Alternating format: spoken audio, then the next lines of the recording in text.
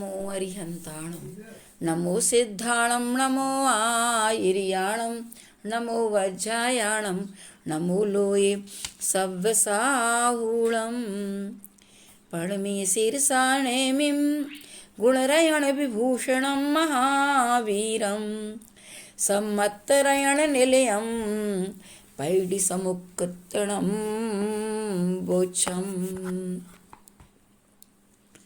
कल अपन लोगों ने मंगलाचरण के रूप में बहुत सारी जानकारी की थी।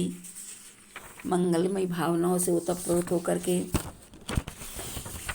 हमने समझा था कि हमारे ऊपर आचार्य भगवंतों का कितना उपकार है। इस उपकार को हम कैसे चुका पाएंगे? यदि हमारे अंदर ऐसी भावना उत्पन्न हो जाए कि जब आचार्य भगवंतों ने इतनी करुणापूर्वक इतने बड़े बड़े ग्रंथों को लिखा है, तो हम कम से कम एक बार इन ग्रंथों का अध्ययन जरूर करेंगे और बड़े उत्साह उमंग के साथ इन ग्रंथों का अध्ययन करेंगे। ठीक है ना? संकल्प लें और इस ग्रंथ को पढ़ने तक, पूर्ण पढ़ने तक कोई चीज़ का त्याग भी करें, बहुमान रख करके, क्योंकि सम्यक ज्ञान के 8 अंगों में आया है कि जब भी कोई ग्रंथ पढ़ो तो उस ग्रंथ के पढ़ने से पहले कोई ना कोई एक वस्तु का त्याग। जब तक ये ग्रंथ पूरा नहीं होगा तब तक मैं इस चीज़ का त्याग करता हूँ। ऐसा संकल्प कर लें तो बहुत अच्छा रहेगा। देखो, आज मंगलाचरण के बाद आचार्य भगवंत कहते हैं कि जो आपने एक शब्द कहा था पैडी समुत्कीर्तनम, प्रकृति समुत्कीर्तन ग्रंथ की प्रतिज्ञा की थी, तो सामने वाला पूछता है कि प्रकृति शब्द का क्या अर्थ लेना है? तो स्वयं आचार्य भगवंत गाथा छंद के द्वारा अर्थ खोलते हैं। पैडी शील सहावो जीवंगाणम अणाई संबंधो कणयो बले मलंबा ताणथित्तम स्वयं सिद्धम। पुनः उच्चारण करते हैं। पैडी शील सहावो जीवंगाणम अणाई संबंधो कणयो बले मलंबा ताणथित्तम स्वयं सिद्धम। पैडी शील सहाव, पैडी माने प्रकृति, शील और स्वभाव, ये तीनों एकार्थवाची हैं। आचार्य भगवंत ने उदाहरण से समझाया है कि कणियों बले मलंबा, जिस प्रकार कणियों उपलव, कनक उपलव, उपल माने पत्थर होता है, स्वर्ण पाषाण, जैसे स्वर्ण पाषाण में मलम माने किट्ट कालिमा का संबंध कब से है? अणाई संबंधो। जैसे स्वर्ण पाषाण में किट्ट कालिमा का संबंध कब से है? तो अनाई संबंध, अनादि से है। उसी प्रकार आचार्य भगवत जीवंगाणम, जीव और अंग, अंग से यहाँ पर शरीर, शरीर यानी कारमाण शरीर ले लेना। तो जीव का और कर्म का संबंध कब से है? अनादिकाल से संबंध है। इन दोनों का और क्या है? ताणथित्तम स्वयं सिद्धम। और इन दोनों का अस्तित्व, कौन दोनों का? जीव का और कर्म का, इन दोनों का संबंध, इन दोनों का अस्तित्व स्वयं सिद्ध है। कैसे स्वयं सिद्ध है? स्वयं आचार्य भगवंत आगे कहेंगे। तो एक बार पुनः समझ लें कि यहाँ पर आचार्य भगवंत ने प्रकृति का अर्थ क्या बताया? शील कहो, स्वभाव कहो, ये दोनों ही एक अर्थवाची है। जैसे अग्नि का ऊर्ध्वगमन होना स्वभाव रहता है, वायु का त्रियगमन स्वभाव है, ऐसे जल का अधोगमन स्वभाव है। कितनी अच्छी बात है, स्वभाव है। अग्नि को जलाओगे तो ऊपर की तरफ ही लौ उठेगी, वायु तिरछी ही बहेगी, और जल को गिराएंगे तो नीचे, जहाँ ढलान होगी तो नीचे की ओर ही गमन होगा। उसी प्रकार आचार्य भगवंत कह रहे कि अन्य कारण निरपेक्ष जो होता है, अन्य कारण यानी दूसरे कारणों से रहित जो होता है, जो अपने में होता है, वह स्वभाव है। माने किसी की अपेक्षा नहीं रखता। स्वभाव तो स्वभाव है। जैसे मान लो हमका जल का स्वभाव शीतल है, तो शीतल है, स्वभाव है। जल निम्न का कहा जल नीचे की ओर बहता है, तो स्वभाव है। ऐसे ही बिना कोई कारण के, ऐसे ही जीव का स्वभाव रागादि रूप परिणमने का और कर्म का स्वभाव तदरूप परिणमाने का है। इसको समझना, माने जीव में परिणमन करने की क्षमता है और कर्म में परिणमाने की क्षमता है। जीव में प्रभावित होने की शक्ति है और पुद्गल में या कर्म में प्रभावित करने की शक्ति है।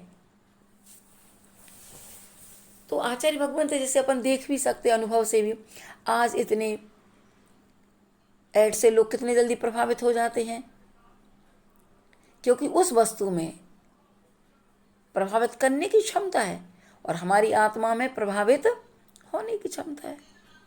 इसलिए परस्पर में दोनों का संबंध चल रहा है। अब इनमें जो जीव का अस्तित्व है वह अहम प्रत्यय से होता है। जैसे मैं का अर्थ कौन, मैं हूँ, मैं हूँ तो कौन हूँ मैं, तो अपने आप आ रहा है कि मैं जीव हूँ। और कर्म का अस्तित्व जीव में ज्ञान की वृद्धि और हानि से सिद्ध हो जाता है। क्षयोपम अच्छा है ज्ञानावर्णिका, तो ज्ञान हो गया, और क्षयोपम यदि कमजोर रहा, ज्ञानावर्णी कर्म का उदय रहा, तो ज्ञानहीनता को प्राप्त हो जाता है। ऐसे भी कोई दरिद्री है तो भैया कर्म का उदय है, कोई अच्छे पैसा वाला है, धनवान है, अमीर है, तो उसका अपना पुण्य कर्म का उदय है। तो हर समय जीव का ज्ञान की वृद्धि और हानि की सिद्धि या धन कोई भी चीज़ में लगा सकते हैं। तो जीव का अस्तित्व में अहम प्रत्यय से हो रहा है और कर्म का अस्तित्व अपने कर्म के जो उदाहरण से समझ रहे हैं कि कोई रुग्ण है, कोई स्वस्थ है, सबके अपने अपने कर्म का उदय है। क्योंकि बिना आवरण के कर्म के बिना तारतम्यता नहीं हो सकती है, इसलिए कर्म तो स्वीकार करना ही है। आ गए समझ में? तो जीव का अस्तित्व और कर्म का अस्तित्व दोनों हमें समझ लेना है। देखो, शंका आती है, यदि कर्म उदय होने पर राग आदि होते हैं और राग आदि होने पर कर्म बंद होता है, तो ये कौन सा दोष आ गया? इतर आश्रय दोष आ गया, एक दूसरे के आश्रय नहीं हो गया। कर्म उदय होंगे तो राग होगा और राग होने पर पुनः कर्म का बंद होगा, क्योंकि राग आदि बिना कर्म बंद नहीं होता और कर्म का बंद व उदय बिना राग आदि के नहीं होता। तो देखो, आचार्य भगवंत ने बहुत अच्छी बात कही। जीव और कर्मों का अनादिकाल से बंद चला आ रहा है। जीव और कर्मों का हमेशा से ही बंद चला आ रहा है। दूसरे, पूर्वबद्ध कर्मोदय से राग आदि होते हैं और राग आदि से अन्य नवीन कर्म बंद होते हैं। ये भी तय है कि जब कर्म का उदय आएगा तभी हम राग द्वेष करेंगे, और राग द्वेष करेंगे तो पुनः कर्म का बंद होगा। यदि वही कर्म बंद होता तो राग आदि का कारण होता, तो वो कर्म तो निकल जाता है, निर्जरा को प्राप्त हो जाता है। लेकिन जो राग द्वेष परिणाम की है ना, पुनः पुद्गल वर्णाएं कर्म रूप में परिणमन कर जाती हैं। तो राग आदि से अन्य नवीन कर्म बंद होता है। यदि वही कर्म बंद होता तो जो राग आदि का कारण है तो इतर आश्रय दोष संभव था, किंतु ऐसा तो है नहीं है। इतर आश्रय दोष कैसा कहलाता है?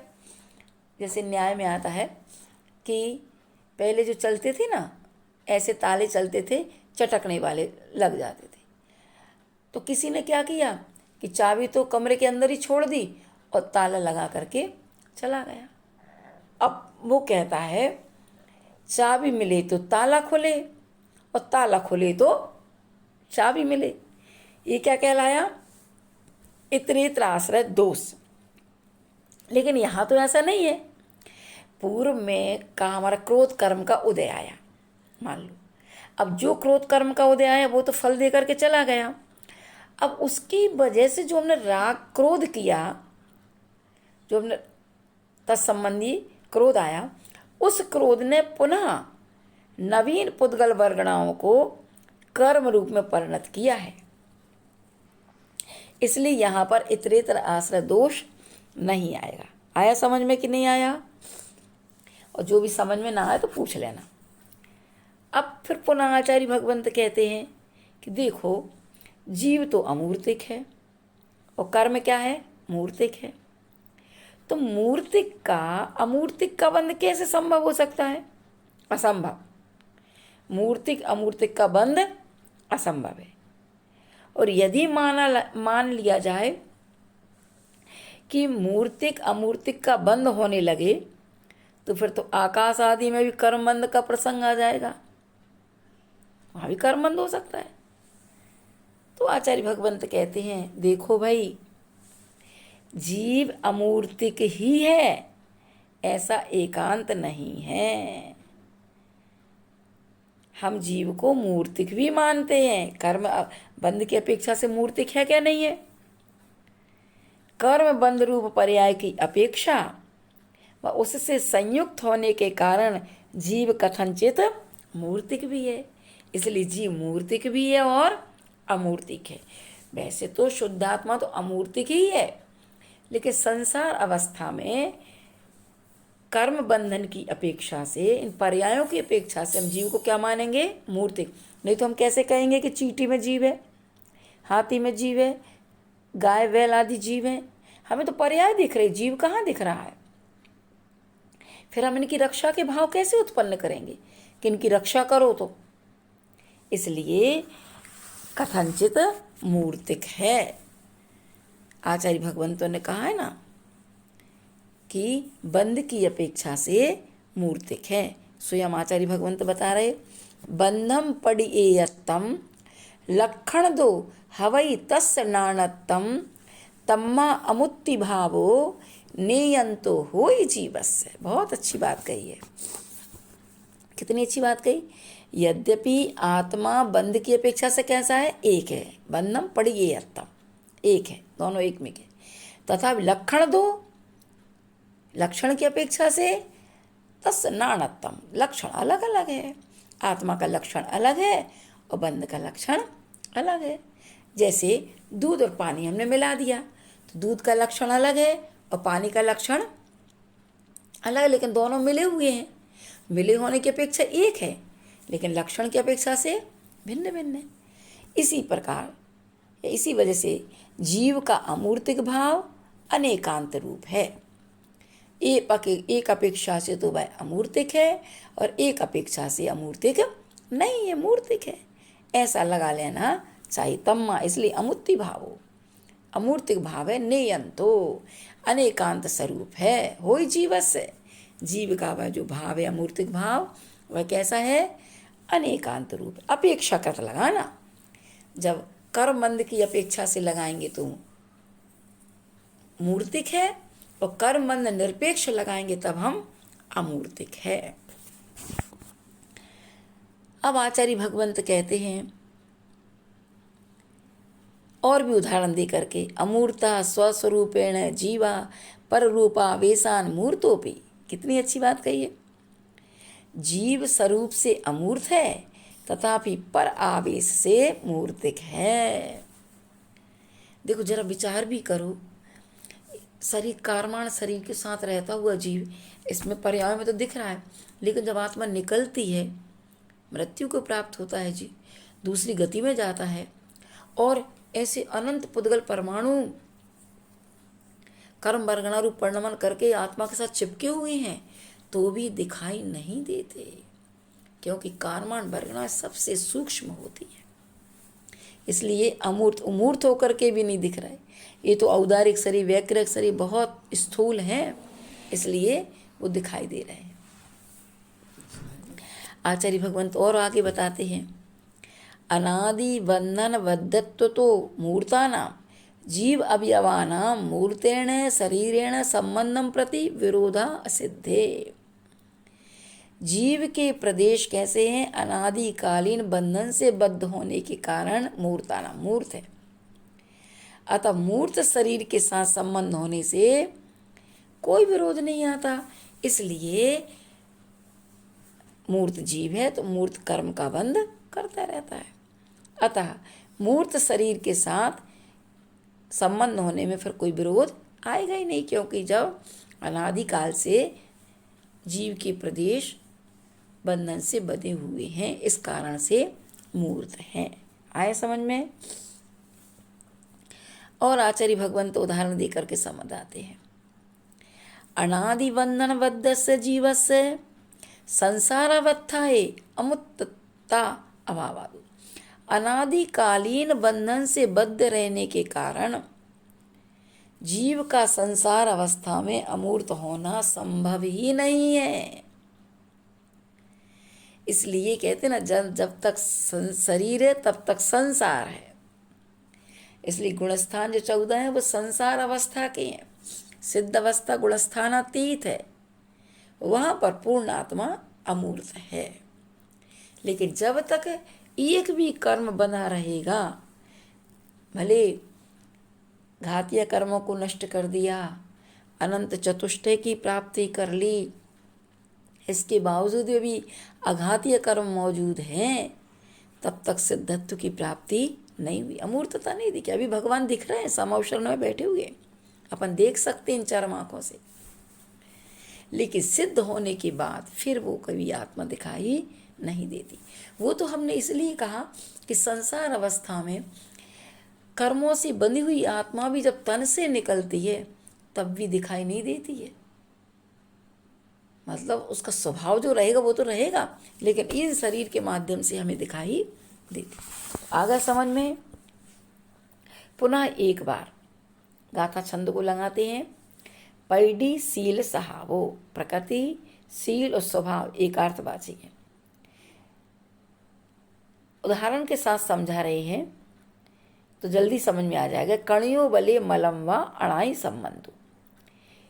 कनक उपल यानी स्वर्ण पाषाण, जिस प्रकार स्वर्ण पाषाण में मलम जो किट्ट कालिमा का संबंध है, अनादि संबंध अनादि से संबंध है, उसी प्रकार जीवंगाणम, उसी पर जीव का अंग के साथ, शरीर यानी कारमाण शरीर के साथ कब से संबंध है?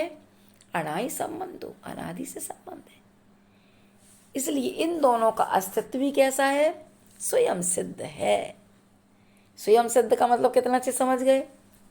जो अहम, जो मैं हूँ वह जीव हूँ, जीव का अस्तित्व तो समझ में आ रहा है। जो सुख दुख चाहता है, जो पढ़ना चाहता है, अध्ययन करना चाहता है, भक्ति करना चाहे, कौन रहा है? आत्मा चाहे रही है, वो मैं हूँ। और कर्म की वजह से चाहे की मान लो पूर्ति नहीं हो रही, कि मैं मंदिर की चाहे तो है लेकिन जा नहीं पा रही, तो कर्म की वजह है। तो कर्म का अस्तित्व भी और जीव का अस्तित्व भी दोनों अपने आप में सिद्ध हैं। ताणथ्यत्वम तान अस्तित्वम, उनके दोनों का अस्तित्व स्वयं सिद्धम, स्वयं अपने आप में सिद्ध है। क्योंकि कर्म की वजह से ही संसार में कैसे कैसी विचित्रताएं दिखाई देती हैं। एक माँ के जाए दो बेटे, एक स्वस्थ रहता है, एक अस्वस्थ रहता है, एक निर्धन रहता है, एक धनवान रहता है। ये सब अंतर कैसे जाना है? कर्म की वजह से ही अंतर है, ऐसा समझ लेना चाहिए। ठीक है ना? तो आपने ये भी समझ लिया। और जो कर्म का बंध जो अनादिकाल से, वो रहट की घड़ी जैसा, रहट की घड़ी चलती है। अब आजकल आप लोग समझ नहीं पाते होंगे, पहले खेतों में पानी दिया जाता था तो एक चरखी सी रहती थी, तो बैल घूमते रहते थे और वो चरखी घूमती थी। उसमें क्या होता था? पानी भर के ऊपर आता था तो बाहर निकल जाता था, खाली जाते थे पुनः भर करके आ जाते थे। ऐसे ही हमने जो कर्म बांधे हैं वो उदय में आकर चले जाते हैं और पुनः उसके माध्यम से राग द्वेष होता है और पुनः कर्म का बंद हो जाता है। ऐसी परंपरा चलती रहती है। इसलिए हमने उदाहरणों के माध्यम से आपको समझा दिया। और ये हमेशा ध्यान रखना कि जो कर्म का उदय आया है वही पुनः नहीं बनता, दूसरी वर्गणाएं कर्म रूप में परिणमन करती हैं, ये समझ लेना चाहिए। और जीव एकांत से मूर्तिक नहीं, अमूर्तिक नहीं है, मूर्तिक भी है बंध की अपेक्षा से। कर्म सापेक्ष मूर्तिक है और कर्म निरपेक्ष अमूर्तिक है, ऐसा जान लेना चाहिए। तो इस तरीके से दूसरी गाथा बहुत अच्छे से कंठस्थ करना। हमारी भावना है कि हमारे जो लोग इतने स्वाध्याय में अग्रसर लोग रहते हैं, बड़े जिनके लिए प्रिय है ये सब चीज़ें, जो सब काम को छोड़ करके और स्वाध्याय में रुचि रखते हैं, वो इन गाथा छंदों को जरूर कंठस्थ करेंगे और कोई ना कोई नियम जरूर लेंगे। ठीक है।